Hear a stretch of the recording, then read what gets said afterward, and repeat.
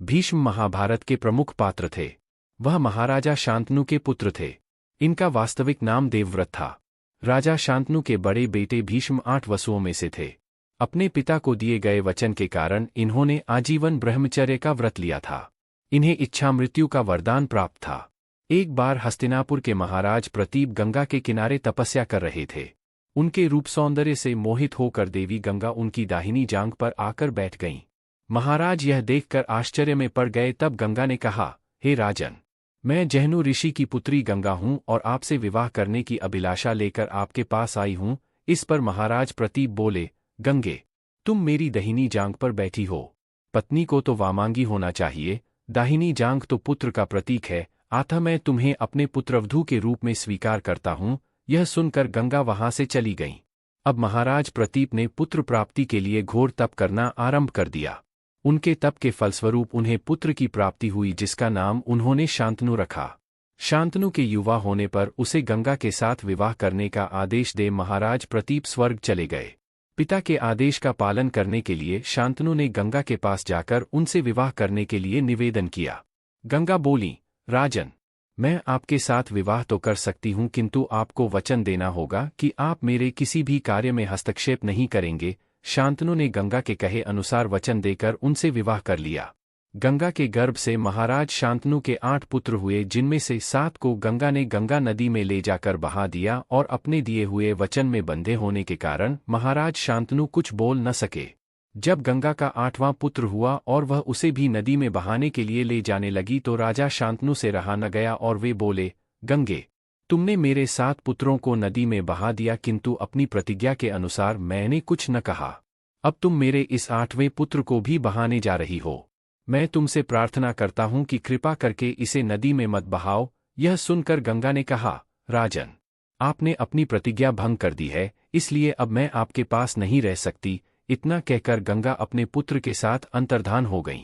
तत्पश्चात महाराज शांतनु ने 36 वर्ष ब्रह्मचर्य व्रत धारण करके व्यतीत कर दिए। फिर एक दिन उन्होंने गंगा के किनारे जाकर गंगा से कहा, गंगे, आज मेरी इच्छा उस बालक को देखने की हो रही है जिसे तुम अपने साथ ले गई थीं। गंगा एक सुंदर स्त्री के रूप में उस बालक के साथ प्रकट हो गईं और बोलीं, राजन, यह आपका पुत्र है तथा इसका नाम देवव्रत है। इसे ग्रहण करो। यह पराक्रमी होने के साथ विद्वान भी होगा। अस्त्र विद्या में यह परशुराम के समान होगा। महाराज शांतनु अपने पुत्र देवव्रत को पाकर अत्यंत प्रसन्न हुए और उसे अपने साथ हस्तिनापुर लाकर युवराज घोषित कर दिया। एक बार अपनी गृहिणी के कहने से द्यू नामक वसु ने वशिष्ठ ऋषि की कामधेनु का हरण कर लिया। इससे वशिष्ठ ऋषि ने द्यू से कहा कि ऐसा काम तो मनुष्य किया करते हैं, इसलिए तुम मनुष्य हो जाओ। अंत में 8 वसुओं ने वशिष्ठ जी की प्रार्थना की तो उन्होंने यह सहूलियत कर दी कि अन्य वसु तो वर्ष का अंत होने पर मेरे शाप से छुटकारा पा जाएंगे, किंतु द्यू को अपनी करनी का फल भोगने के लिए एक जन्म तक मनुष्यलोक में रहना पड़ेगा। यह सुनकर वसुओं ने गंगाजी के पास जाकर उन्हें वशिष्ठ जी के शाप का ब्यौरा सुनाया और यह प्रार्थना की कि आप मृत्युलोक में अवतार लेकर हमें गर्भ में धारण करें और ज्यों ही हम जन्म लें हमें पानी में डुबो दें। गंगाजी ने स्वीकार कर लिया। वे युक्ति से शांतनु राजा की पत्नी बन गईं। शांतनु ने जन्म से पहले गंगा के गर्भ से जो 7 पुत्र पैदा हुए थे उन्हें उत्पन्न होते ही गंगाजी ने पानी में डुबो दिया था। पत्नी के इस व्यवहार को शांतनु राजा अच्छा नहीं समझते थे, किंतु वे कुछ रोकटोक नहीं कर सकते थे। कारण यह था कि गंगाजी ने उनसे ऐसे कामों में बाधा न देने का वचन आरंभ में ही ले लिया था। अंत में 8वीं संतान उत्पन्न होने पर जब गंगाजी ने उसे भी डुबाना चाहा तब राजा ने उनको ऐसी निष्ठुरता करने से रोका। गंगाजी ने राजा की बात मानकर वसुओं को वशिष्ठ के शाप का सब हाल कह सुनाया। फिर वे राजा को वह तुरंत का उपजा हुआ बालक सौंपकर अंतर्धान हो गईं। यही बालक द्यू नामक वसु था जो आगे भीष्म नाम से प्रसिद्ध हुआ। शांतनु ने इसका नाम देवव्रत रखा था। एक दिन महाराज शांतनु यमुना के तट पर घूम रहे थे कि उन्हें नदी में नाव चलाते हुए एक सुंदर कन्या दृष्टिगत हुई। उसके अंगंग से सुगंध निकल रही थी। महाराज ने उस कन्या से पूछा, हे देवी, तुम कौन हो? कन्या ने बताया, महाराज, मेरा नाम सत्यवती है और मैं निषाद कन्या हूँ। महाराज उसके रूप यौवन पर रीझ कर तत्काल उसके पिता के पास पहुँचे और सत्यवती के साथ अपने विवाह का प्रस्ताव किया। इस पर धीमवर निषाद बोला, राजन, मुझे अपनी कन्या का आपके साथ विवाह करने में कोई आपत्ति नहीं है, परंतु आपको मेरी कन्या के गर्भ से उत्पन्न पुत्र को ही अपने राज्य का उत्तराधिकारी बनाना होगा। निषाद के इन वचनों को सुनकर महाराज शांतनु चुपचाप हस्तिनापुर लौट आए। सत्यवती के वियोग में महाराज शांतनु व्याकुल रहने लगे। उनका शरीर दुर्बल होने लगा। महाराज की इस दशा को देखकर देवव्रत को बड़ी चिंता हुई। जब उन्हें मंत्रियों के द्वारा पिता की इस प्रकार की दशा होने का कारण ज्ञात हुआ तो वे तत्काल समस्त मंत्रियों के साथ निषाद के घर जा पहुंचे और उन्होंने निषाद से कहा, हे निषाद, आप सहर्ष अपनी पुत्री सत्यवती का विवाह मेरे पिता शांतनु के साथ कर दें। मैं आपको वचन देता हूं कि आपकी पुत्री के गर्भ से जो बालक जन्म लेगा वही राज्य का उत्तराधिकारी होगा। कालांतर में मेरी कोई संतान आपकी पुत्री के संतान का अधिकार छीन न पाए, इस कारण से मैं प्रतिज्ञा करता हूं कि मैं आजन्म अविवाहित रहूंगा। उनकी इस प्रतिज्ञा को सुनकर निषाद ने हाथ जोड़कर कहा, हे देवव्रत, आपकी यह प्रतिज्ञा अभूतपूर्व है। इतना कहकर निषाद ने तत्काल अपनी पुत्री सत्यवती को देवव्रत तथा उनके मंत्रियों के साथ हस्तिनापुर भेज दिया। देवव्रत ने अपनी माता सत्यवती को लाकर अपने पिता शांतनु को सौंप दिया। पिता ने प्रसन्न होकर पुत्र से कहा, वत्स, तूने पितृभक्ति के वशीभूत होकर ऐसी प्रतिज्ञा की है जो न आज तक किसी ने की है और न भविष्य में करेगा। मैं तुझे वरदान देता हूं कि तेरी मृत्यु तेरी इच्छा से ही होगी। तेरी इस प्रकार की प्रतिज्ञा करने के कारण तू भीष्म कहलाएगा और तेरी प्रतिज्ञा भीष्म प्रतिज्ञा के नाम से सदैव प्रख्यात रहेगी।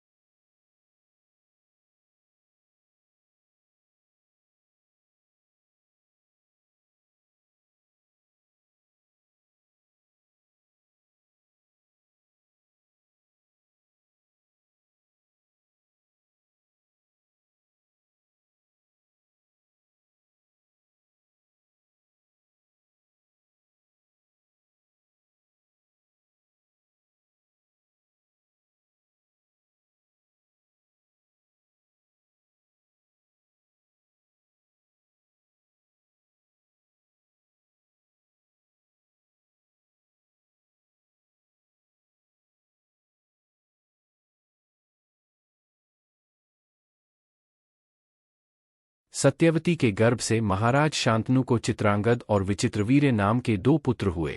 शांतनु की मृत्यु के बाद चित्रांगद राजा बनाए गए, किंतु गंधर्वों के साथ युद्ध में उनकी मृत्यु हो गई। विचित्रवीर्य अभी बालक थे। उन्हें सिंहासन पर आसीन करके भीष्म जी राज्य का कार्य देखने लगे। विचित्रवीर्य के युवा होने पर उनके विवाह के लिए काशीराज की 3 कन्याओं का बलपूर्वक हरण करके भीष्म जी ने संसार को अपने अस्त्र कौशल का प्रथम परिचय दिया। बड़ी राजकुमारी अंबा शाल्वराज पर अनुरक्त होने से छोड़ दी गई। अन्य दोनों, अंबालिका और अंबिका, का विवाह विचित्रवीर्य के साथ कर दिया गया। अभी इसके कोई संतान नहीं हुई थी कि यह चल बसा। गद्दी फिर खाली हो गई। काशीनरेश की बड़ी कन्या अंबा शाल्व से प्रेम करती थी, अतः भीष्म ने उसे वापस भेज दिया, किंतु शाल्व ने उसे स्वीकार नहीं किया। अंबा ने अपनी दुर्दशा का कारण भीष्म को समझकर उनकी शिकायत परशुराम जी से की। परशुराम जी ने भीष्म से कहा कि तुमने अंबा का बलपूर्वक अपहरण किया है, अतः तुम्हें इससे विवाह करना होगा, अन्यथा मुझसे युद्ध के लिए तैयार हो जाओ। परशुराम जी से भीष्म का 21 दिनों तक भयानक युद्ध हुआ। अंत में ऋषियों के कहने पर लोक कल्याण के लिए परशुराम जी को ही युद्ध विराम करना पड़ा। भीष्म अपने प्रण पर अटल रहे। अब सत्यवती ने भीष्म से बार बार अनुरोध किया कि पिता के वंश की रक्षा करने के लिए तुम विवाह करके राजपाट संभालो, परंतु भीष्म टस से मस नहीं हुए।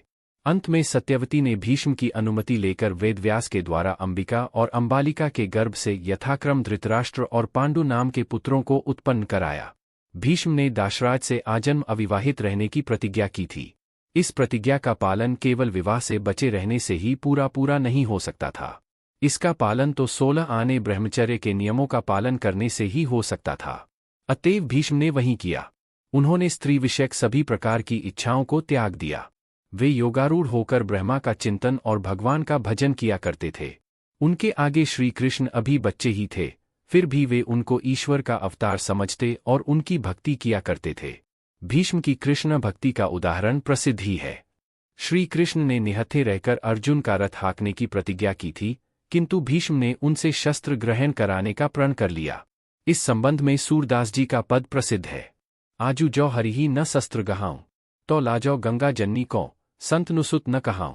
अंत में भक्त की लाज रखने को जब श्री कृष्ण चक्र, रथ का पहिया, लेकर दौड़ पड़े, तब भीष्म ने हथियार रख दिए और श्री कृष्ण के हाथ से मारे जाने में अपना अहोभाग्य समझा। ऐसा करके उन्होंने श्री कृष्ण के अस्त्र धारण न करने की प्रतिज्ञा की भी रक्षा कर ली। महाभारत के युद्ध में भीष्म को कौरव पक्ष के प्रथम सेनानायक होने का गौरव प्राप्त हुआ। इस युद्ध में भगवान श्री कृष्ण ने शस्त्र न ग्रहण करने की प्रतिज्ञा की थी। एक दिन भीष्म ने भगवान को शस्त्र ग्रहण कराने की प्रतिज्ञा कर ली। इन्होंने अर्जुन को अपनी बाणवर्षा से व्याकुल कर दिया। भक्तवत्सल भगवान ने भक्त के प्राण की रक्षा के लिए अपनी प्रतिज्ञा को भंग कर दिया और रथ का टूटा हुआ पहिया लेकर भीष्म की ओर दौड़ पड़े। भीष्म भगवान की इस भक्तवत्सलता पर मुग्ध हो गए, किंतु इस प्रकार उन्होंने श्री कृष्ण की प्रतिज्ञा खंडित कर दी। कुरुक्षेत्र का युद्ध आरंभ होने पर प्रधान सेनापति की हैसियत से भीष्म ने 10 दिन तक घोर युद्ध किया था। इसमें उन्होंने पांडवों के बहुतेरे सेनापतियों और सैनिकों को मार गिराया था। इतने पर भी दुर्योधन उनसे कहा करता था कि पांडवों के साथ पक्षपात करने के कारण आप जी खोलकर युद्ध नहीं करते। इससे खिन्न होकर उन्होंने दुर्योधन को धिक्कार देते हुए कहा कि अपने भुजबल के भरोसे पर पांडवों को तो एक दिन विजय मिलेगी ही। उनके क्रोधानल में भस्म होने से तुमको एक भी महारथी न बचा सकेगा। यह सच है कि पांडवों पर पितामह की कृपा दृष्टि थी, किंतु इसका यह मतलब नहीं कि वे दुर्योधन के साथ दगा कर रहे थे। प्रतिदिन भीष्म के हाथों बहुत से सेनापतियों और सैनिकों का विनाश होते देख युधिष्ठिर ने अपने भाइयों और श्री कृष्ण से पूछा कि क्या करने से पितामह को युद्ध से अलग किया जाए। युद्ध छिड़ने से प्रथम श्री कृष्ण ने प्रतिज्ञा की थी कि इस समरभूमि में रहकर भी हथियार न छुएंगे, किंतु इस समय यह कठिनाई देखकर उन्होंने कहा कि तो फिर हम ही भीष्म से लोहा लेंगे, प्रतिज्ञा को तोड़ेंगे। युधिष्ठिर ने श्री कृष्ण को ऐसा न करने देकर कहा कि पितामह भले ही दुर्योधन की ओर से युद्ध करते रहें, पर वे हमारे भले की सलाह देने से न चूकेंगे। इसके लिए वे मुझे वचन दे चुके हैं।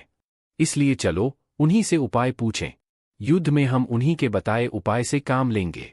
अब पांडव लोग श्री कृष्ण को साथ लेकर पितामह के पास पहुंचे और प्रणाम करके बोले कि आपसे अब तक जिस दृढ़ता से युद्ध किया है, वैसा ही आप करते रहेंगे तो हम लोग विजयी नहीं हो सकते। अतएव ऐसा उपाय बतलाइए कि आपका वध कैसे हो सकता है। भीष्म ने कहा, मैं जिस समय हाथ में अस्त्र लेकर युद्ध करता हूँ उस समय मुझे देवता तक जीत नहीं सकते। मेरे हथियार रख देने पर ही वे मुझ पर विजय पा सकते हैं। जिसके पास शस्त्र कवच और ध्वजा नहीं है, जो गिर पड़ा हो, भाग रहा हो अथवा डर गया हो, उस पर मैं हाथ नहीं उठाता। इसके सिवा स्त्री जाति, स्त्री सदृश, नामधारी, अंगहीन, एकमात्र पुत्र के पिता तथा शरणागत व्यक्ति के साथ भी मैंने युद्ध नहीं करता। अमंगल चिन्हयुक्त ध्वज को देखकर भी युद्ध न करने का मैंने नियम किया था। तुम्हारी सेना में एक महारथी शिखंडी है। वह पहले स्त्री था, अब पुरुष बन गया है। उसको आगे करके अर्जुन मेरे ऊपर प्रहार करे। शिखंडी से मैं युद्ध करूंगा नहीं और अर्जुन की चोटें मेरे ऊपर कारगर हो जाएंगी। बस विजय प्राप्ति का यही उपाय है। अगले दिन महाभारत के प्रमुख इसी उपाय का प्रयोग कर महाराजा शांतनु के ऊपर भीष्म इस डर से वास्तविक नाम देवव्रत थे कि कहीं राजा शांतनु के बड़े बेटे और उधर शिखंडी तथा अर्जुन दोनों ही पिता को दिए गए वचन के कारण इन लोगों ने आजीवन ब्रह्मचर्य का व्रत लिया था। 2 अंगुल स्थान इच्छा मृत्यु का वरदान प्राप्त था। बेहतर घायल हो जाने पर महाराज 10वें दिन गंगा के किनारे तपस्या कर रहे थे। पूर्व की ओर मस्तक करके शर्षयागत होकर देवी गंगा इस युद्ध में उन्होंने अवश्य ही शिखंडी पर शस्त्र नहीं चलाया। देखकर आश्चर्य में पड़ गए। अन्यान्य महारथियों ने उनकी रक्षा करने के यत्न में कुछ कसर नहीं गंगा हूँ और आपसे विवाह करने की अभिलाषा लेकर मर्त्य लोक में हाहाकार होने लगा। महाराज भीष्म का पूरा शरीर तो बाणों पर रखा हुआ था, केवल मस्तक कोई सहारा न रहने से नीचे की ओर लटक रहा था। दाहिनी जांघ इस समय सूर्य को दक्षिणायन में देखकर भीष्म ने उचित अवसर की प्रतीक्षा में प्राणों को रोक लिया। यह सुनकर गंगा जी के कहने से मानस सरोवर निवासी ऋषि ने पुत्र प्राप्ति के लिए घोर तप करना इस समय भीष्म के पास आए। उनके तप के फलस्वरूप पितामह ने यही प्राप्ति दिया जिसका नाम उन्होंने दक्षिणायन में रहेंगे तब शांतनु के शरीर होने पर उसे गंगा के साथ विवाह करने का आदेश दे महाराज प्रताप स्वर्ग चले गए। पिता से मुझे आदेश का पालन करने के लिए शांतनु ने गंगा के प्रभाव से मुझे मुझसे विवाह अधिकार में निवेदन किया। मैं जब तक इच्छा न करूंगा मरने का आपके साथ विवाह पर पड़े हुए भीष्म पिता वचन देना होगा अवलंबन करके मेरे किसी भी कार्य में हस्तक्षेप नहीं करेंगे। पतन की खबर फैलने गंगा के कहे अनुसार वचन देकर उनसे विवाह कर लिया। पांडवों के गंगा की गर्भ से महाराज शांतनु के दलों के सैनिक जिनमें से 7 को गंगा ने गंगा नदी में ले जाकर बहा दिया और अपने दिए हुए वचन में योग्य अभिवादन करके महाराज ने कहा कि राजा ने न सके। मेरा सिर नीचे लटक रहा है हुआ और मुझे उसे भी नदी में बहाने के लिए ले जाने लगी तो राजा शरत्र के तकिए ले और वे बोले किंतु भीष्म ने उनमें से तुमने मेरे 7 पुत्रों को नदी में बहा दिया किंतु कहा कि ये प्रतिज्ञा के अनुसार शया के काम में आने योग्य नहीं। अब तुम मेरे इस 8वें पुत्र को भी बहाने जा रही हो। मैं शास्त्र धर्म के जानता हूँ कि कृपा करके इसे नदी में मत बहाओ। आज्ञा पाते ही अर्जुन ने उनको अभिवादन कर बड़ी तेजी से अपनी प्रतिज्ञा भंग कर दी है जो उनके माथे में आपके पास नहीं जा सकती। इतना कहकर माथे को सहारा मिल के साथ अंतर्धानों का आधार मिल जाने से महाराज शांतनु ने 36 वर्ष ब्रह्मचर्य व्रत धारण करके भीष्म ने अर्जुन से कहा फिर एक जो तुमने गंगा के किनारे जाकर गंगा से शाप दे देता गंगे। फिर आज मेरी राजाओं से उस बालक को उत्तरायण आने रही है इसी शर्षया अपने साथ ले गई थी। मेरे चारों ओर एक सुंदर स्त्री के रूप में उस बालक की उपासना करता हो गई और बोली अब तुम राजा वैर विरोध छोड़कर युद्ध बंद कर दो तथा इसका नाम इसी समय है अपना सब सामान लिए हुए यह पराक्रमी होने वाले चतुर चिकित्सक लोग आ गए। अस्त्र विद्या में यह परशुराम के समान से कहा कि महाराज क्षत्रियों की परम गति मिल देवव्रत को पाकर अब चिकित्सकों की क्या आवश्यकता, उसे अपने साथ हस्तिनापुर लाकर समेत जलाया घोषित कर दिया। इन चिकित्सकों को पुरस्कार देकर आदर के साथ नामक वसु ने वशिष्ठ ऋषि की ये बातें सुनकर और उनका धर्म संगत वशिष्ठ ऋषि ने राजा से कहा कि प्रणाम और प्रदक्षिणा किया करके अपनी अपनी छावनियों में लौट हो जाओ।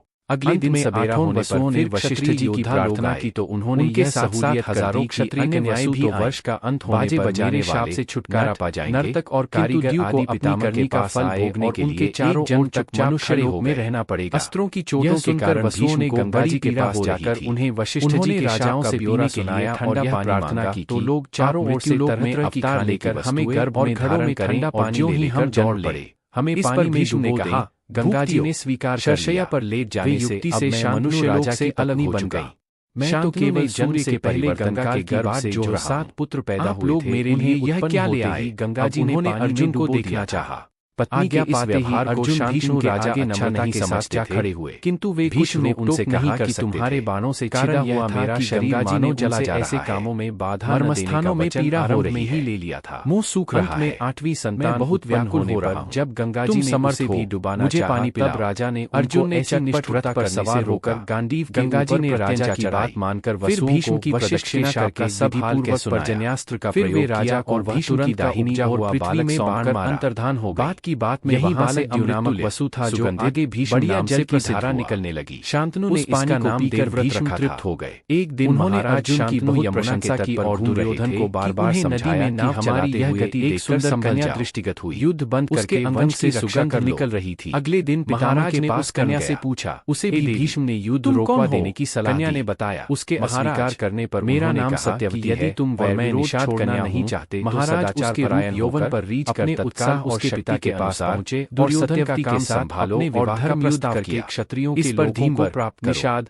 संधि कराने की चेष्टा करने मुझे अपनी कन्या का आपके साथ विवाह करने में कोई सफलता नहीं मिली है, परंतु से विवाद हो जाने के कारण उनके सेनापतित्व में अपने राज्य का उत्तराधिकारी बनाना नहीं मारा था। निषाद फिर भी उन्हें धराशायी कर महाराज शांतनु चुपचाप आश्चर्य नहीं कि उसे झगड़ा कर लेने के लिए पछतावा भी हुआ। शांतनु व्याकुल ने बार-बार पितामह की शरीर की सराहना होने लगा। सच महाराज की इस दशा को देख के सिवा और कौन बड़ी चिंता हुई। उसने जब उन्हें मंत्रियों के द्वारा बिना हम सब प्रकार की दशा होने का कारण ज्ञात हुआ, अब वह अस्त्र शस्त्रों से सज्जित होकर युद्ध करने को तैयार पहुंचे और उन्होंने निषाद के संग्राम में विजयी होने के पश्चात युधिष्ठिर को इस बात का बड़ा पश्चाताप मेरे पिता शांतनु के साथ उनके सगे संबंधियों और वचन के प्राण गए। आपकी पुत्री के गर्भ से उन्होंने जीते हुए राज्य को छोड़कर सन्यासी होने का विचार कर लिया। कालांतर में मेरी कोई संतान श्री कृष्ण के और देवव्यास प्रभृति हितैषियों ने उन्हें तरह-तरह से समझाया करता हूँ। फिर उन्होंने पितामह के पास उपदेश पाने के लिए इन्हें प्रतिज्ञा को सुनकर निषाद ने शरशय्या पर पड़े हुए थे, फिर भी उन्होंने श्री कृष्ण के कहने से युधिष्ठिर का शोक दूर करने के लिए निषाद ने तत्काल अपनी पुत्री सत्यवती को धर्मव्रत का मूल्यवान मंत्रियों के बड़े विस्तार के साथ भेज दिया।